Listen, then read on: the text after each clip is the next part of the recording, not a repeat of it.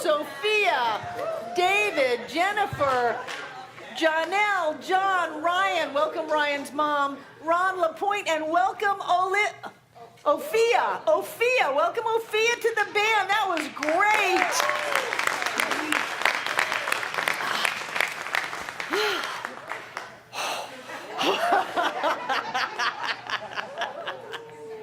Boy, if you're not going to have a good time, why in the world come?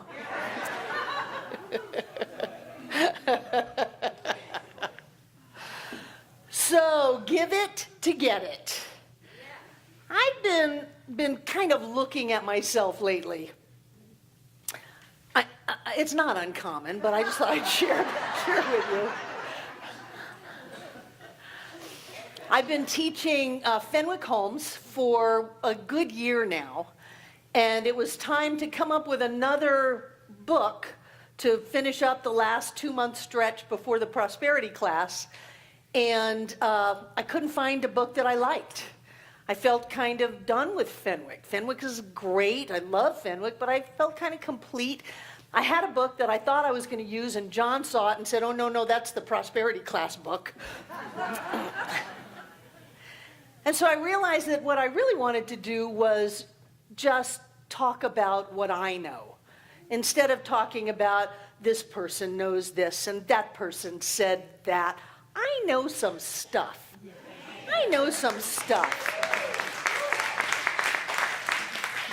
Because I've been doing this for 40 years. I've been using these teachings to, at times, scratch out a life, at times have giant building processes going on, but to really create a life where I am solid and clear and strong in who I am and what my life is about. And so I've been looking at that and kind of looking over my early years in Science of Mind and looking at some of the very first things that I learned. And so I wanted to share a little bit of that this morning, because when I showed up in Science of Mind, I was a mess. I was 24 years old and had, inside of 2 weeks, lost a small fortune, which to me was, been in a car accident where people had died, moved all the way across the country, was sleeping on someone's floor with a 3-year-old. Didn't have any money, didn't have any clue what I was going to do. I was running definitely away from trying to effect one of those geographical changes that we've all tried. And what I was stuck with was myself. And I walked into a Science of Mind center and I heard these ideas that said, there's only one thing going on. There's a power and a presence. You can call it God if you want, but really we don't care what you call it. But it's inside of you. You are made out of spirit stuff. There's a power within you that can do anything that you want. And you can tap into it, you can learn to use it, and you can create the life of your dreams. All you have to do is do the work. And I wasn't afraid of work. I had worked all my life. I was a big worker. I thought if I worked faster and harder, I would get out of the problems I was in. And because I brought in the consciousness of the problem, all I did was kind of dig the hole deeper instead of climb out. I wasn't afraid to work. I wasn't afraid to look at myself. I wasn't afraid to be brutally honest with what I believed about life and what I had done to set myself up to be 24 years old with a 3-year-old sleeping on somebody's floor, having gone through what to me was a small fortune in 2 weeks. And what I started to do was get this idea that life isn't happening to me, that I am happening to life. And this was a very novel concept, because I'd grown up all my life thinking, I needed to get this. I needed to get that. I needed to get some of this, because I felt so empty and like I had nothing left to my own devices. I felt so empty and so alone that I thought if I could just get this person's approval, if I could just get this person's shirt, if I could just have this piece of life, then I would be able to start filling up some of that emptiness that I felt inside of me. And I was pretty good at getting. I was small, so I was probably around 6. I had already started walking myself to school, so I was probably around 6 when I learned how to steal from the local 7-Eleven. And if you're small and you have a pretty smile, you can kind of slip in there and crouch down low. They used to have the candy down by the floor. And I could fill my pockets, and then I could leave, and I would have something to eat. So I learned how to take things from people. I learned how to be envious of what people had. Boy, if I had only had their breaks, if I had only had their parents, if I had only had their opportunity in life, I would be different. And I had to let go of all of that, because in the idea that someone has something that I don't have, I bring with me the idea that says I don't have it. And I had to let go of the idea that I don't have stuff, even though the appearance was very, very much looking like I didn't have squat. I had to let go of that idea that other people had something that I didn't have, and move into this state that I had what I needed. And that's a big jump. That is a big, scary jump. To go from, I know I don't have anything, I know my checkbook is overdrawn, that was when I could afford a checkbook. I know I don't have any money for food, for bus fare, for any of the niceties of life. I know I don't have that, but I have to let go of thinking that, because all that is doing is putting me in the mindset of creating that I don't have it. And I had to learn how to start to think that I had it. And one of the ways that I learned how to make that neurotransmitting synaptic jump in my head was to find something inside of me to start to give. Because if I give it, I've got it to give. If I give something to my life, then I'm going to get that back. Here's a news flash for you. Nothing is in your life that you didn't put in there. It's true. Everything that is in our lives, we put in there. We live in a vibrational and reflective universe. Take a deep breath and I'll say it again for you. We live in a vibrational and reflective universe. Everything that we experience as a reflection of our consciousness. It is a vibrational alignment to where we are at any given moment. Actually, if you want to get technical, it's a vibrational alignment to where we were a second ago. We're always in a brand new space. We can always create again just like that. But whatever's going on in our lives, we put in there.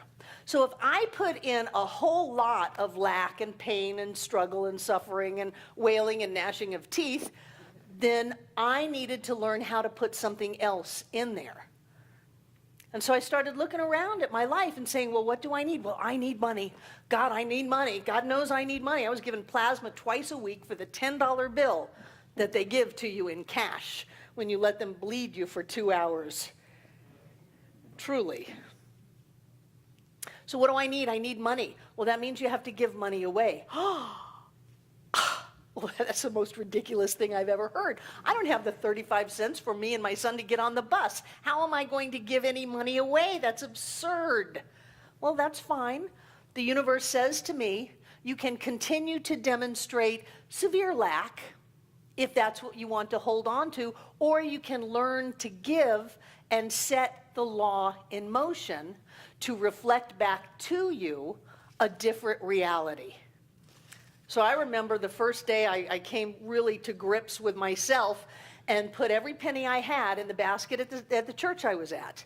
It was 37 cents, and 35 of that was supposed to be for bus fare. And I said, my life is so horrible. You know, if I'm just going to lose it all, then I will lose it all. But if there is a small chance that I can recreate my experience, to have the life that I believe deep inside of me. This is the little girl at 4 who went around telling strangers I was a princess, I was in the wrong family, could somebody please help me?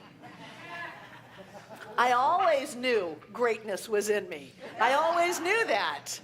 And if I was going to have half a chance at that, I was willing to throw caution to the wind and to go for it.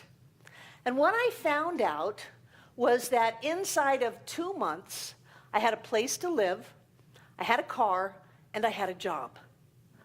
That was 2 months. I could do anything for 2 months. I could stand on my head for 2 months if I knew that I was going to get out of that extreme awfulness into something that was manageable. But I didn't know it. A lot of people say, well, I'll go ahead and go for it when I'm sure that I'm going to get something from this. All I can tell you is that you've always gotten whatever you put into your life. And if you ever want to have something different, you have to put something different in there. And so I learned how to give. This center is based on my complete devotion to the principle of tithing. Because I had money and I had no place to give it.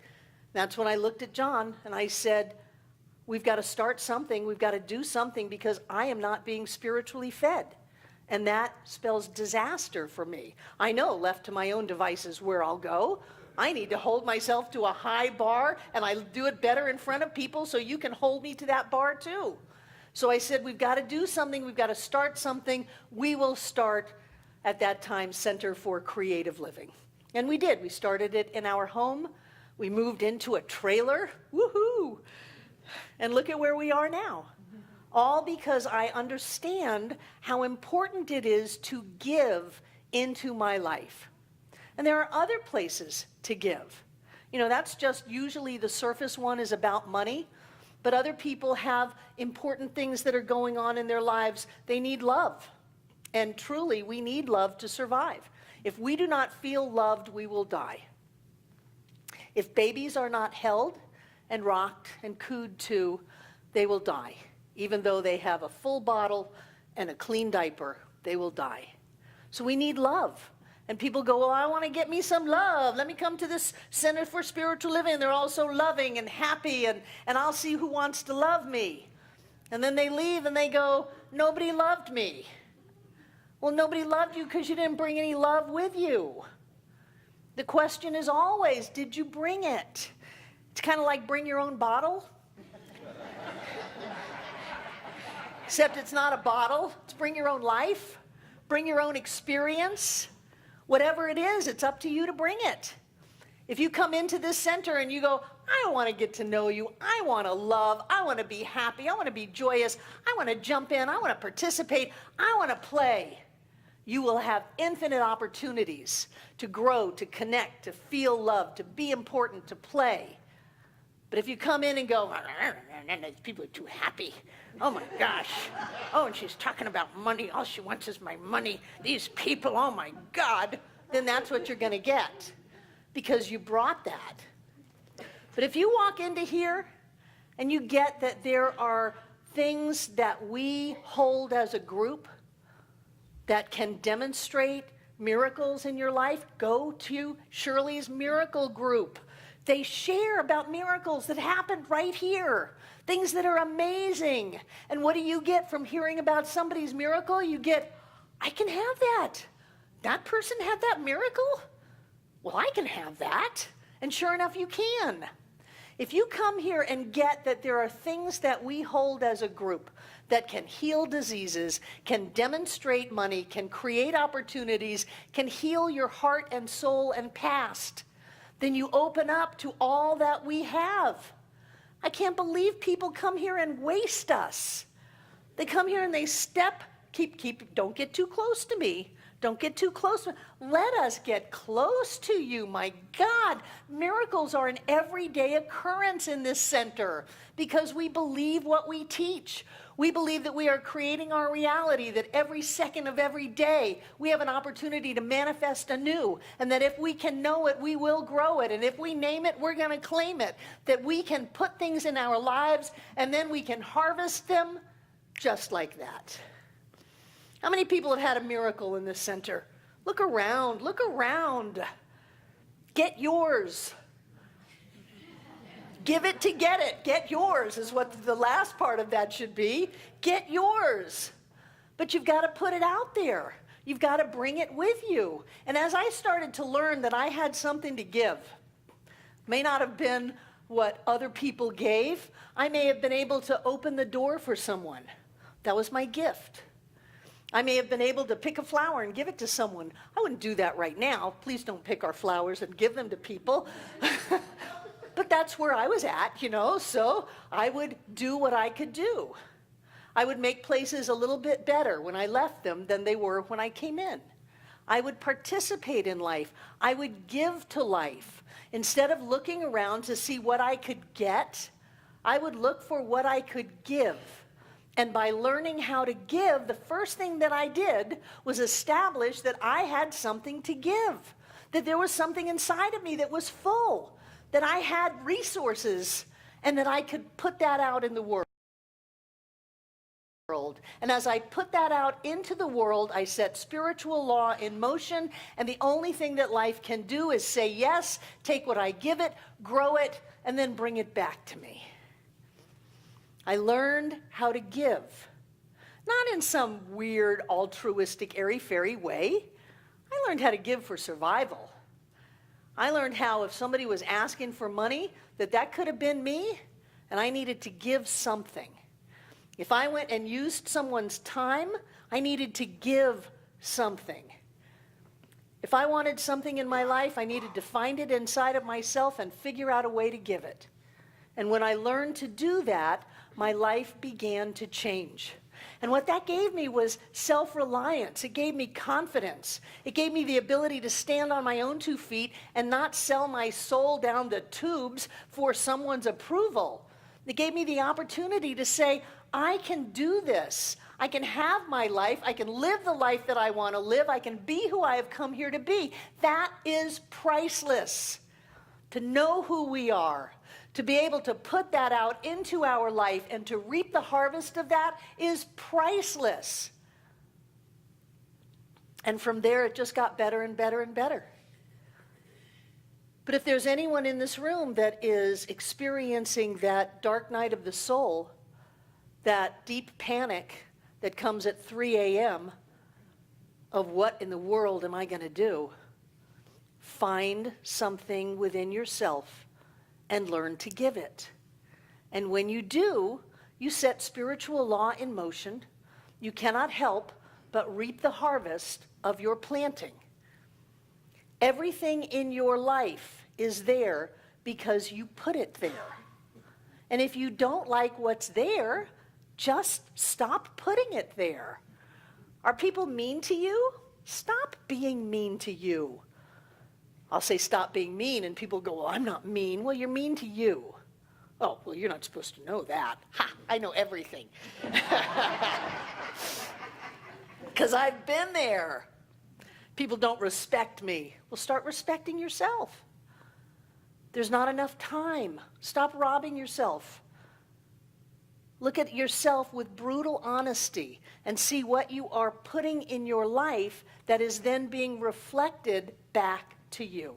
If there is lack of any kind in your life, it is a lack of self-worth and it is a lack of giving. You never give and it doesn't count. I had an exercise, I think it was just a few days ago, it was the Pay It Forward Day. There used to be an exercise that was do something every day that enriches the world and don't let anyone know you did it. Oh, but that's what I like about giving, is then everybody goes, oh, that was so great. Put my name up on a plaque, build a park around me, I'm the giver. No, get your ego out of the way. Don't let anybody know. Be a stealth giver. Just as an exercise every day, you walk by a stray cat, give it some water. You walk by a bug on the sidewalk, don't just stomp it, move it over. It doesn't have to be monumental things, something that enriches the world. And what you'll find is that you are enriching yourself. Question yourself, is this the best that I can give? Is this the best of me? Because if I want to get the best back in my world, I need to put the best of Barbara out there. I love this teaching because it lifts us into places that we had no idea how to get to. That's grammatically incorrect, I don't care. It lifts us. I love your song. It's lifting me, lifting me, lifting me. In the garden of my soul, all is well. How's the garden of your soul? Does it need a little tending? You do it by giving it out. How's your finances? Do you need a little more flow? You get it by giving it out. How are your relationships? Would you like a little more love coming your way? You get that by giving the love out. How is your life? How is your world? Whatever is in it, you put in it. And if you want something else, it's all inside of you. You have more than enough to put anything, any dream, any goal, any idea into your life. Set spiritual law in motion, and the universe will bring it back to you, multiplied abundant, 10-fold, 100-fold, 1,000-fold, 1,000,000-fold. Do not sell yourself short with this center. We have answers. We have keys. We have tools. We have techniques. And more than that, we have each other to hold that idea of perfection of all of us. I cannot tell you how many people have thought that things were going one way, only to find out that through some amazing set of circumstances, their life completely turned around to a different direction.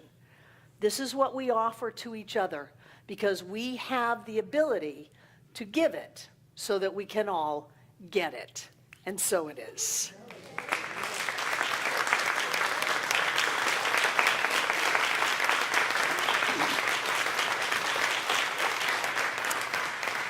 Thank you, thank you, thank you. And our welcomer, where's Ann? Here's Ann. Our welcomers have a card for you. Who's here for the first time? Welcome, welcome. Who are you? You're friends of David. Welcome, friends of David. I'm so glad that you're here. Who else is here for the first time? Oh, we have Charles and Hugh, right? Charles and Hugh. Charles came up from Wilmington, North Carolina, to pick up his brother Hugh and bring him to this center. Hugh has been involved in divine science for decades and was a personal student of Joseph Murphy. Yes, yes. More on that, Hugh lives in the Battery Park Apartments and doesn't have a vehicle. Might anyone be interested in giving him a ride to the center some Sundays? Olympia, Hugh, look at each other. You two need to get to know each other. There we go, yay! Boy, anybody who knew Joseph Murphy, that's great, that's great. Anybody else here for the first time? We've got Ryan's mom, welcome, welcome, welcome. These cards say, please put me on your mailing list. If you want to know what's going on at this center, you can give us your name and address. If you want email only, just check the little email box and we'll put you on the email list and let you know all the cool things that are happening. The welcomers have a gift for you out in the foyer, but more than that, I'm so glad that you have come to this center. I'm so glad that you have availed yourself of this idea that says there's something inside of us that can do anything. We're not ready for you. I'm being invaded here. Come on in, kids. Come on in. And now I'd like to invite our prosperity acceptors to come forward. Take out what you're going to give, and I'd like to share with those of you watching on YouTube, all 10,000 of you. Thank you for being a part of our Sunday celebration, and you too can support this work by simply clicking the donate button that's on your screen right now. Those of you in the room, thank you for the many ways that you support this center, whether it's money in the baskets, whether it's through PayPal, through the donation station in the social hall, whether it's through mailing in checks, however you do it. Thank you for what you do. It allows us to have a strong, financially stable center where we can do things like sparkle days and look pretty and pay off mortgages and buy more cameras. 3 cameras are in the works for the room, so yay. I like to open up my hand, put the gift on my hand, and cover it, bringing it close to my heart, as I know that God is the source of all. Breathe that in. as available as the air that we breathe, is money.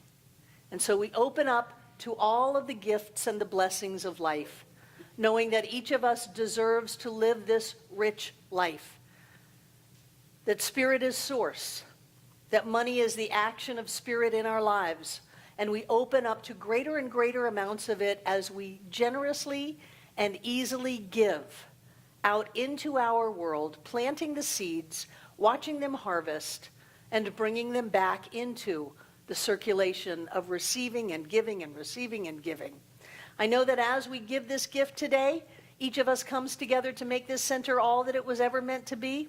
It is a place of peace, a beacon of light, a tower of strength, and a fountain of wisdom that touches the lives of all who call it home. And we'll repeat our investment affirmation together aloud. I freely and joyously give from the abundance and fullness of my overflowing wealth, knowing my gift goes with love as it touches and blesses the world. And so it is.